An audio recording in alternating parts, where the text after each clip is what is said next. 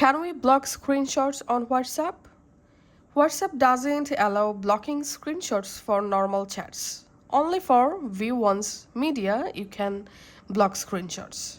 So you can prevent someone from tracking screenshots of photos, videos you send as view once. Let's see how to do that. WhatsApp automatically blocks screenshots and screen recording when you send a view once photo or video. Just go to the chat or conversation and you can capture instant photo or video by tapping on this camera icon, or to upload a photo or video from your gallery, tap on this attachment icon, select gallery and select the photo or video.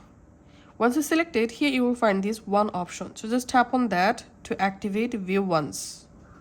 Once the view once activated, now just go ahead and send the photo or video to the conversation. And when the recipient tries to screenshot or screen record this photo or video, they get an error message like can't take a screenshot due to security policy. Thanks for watching.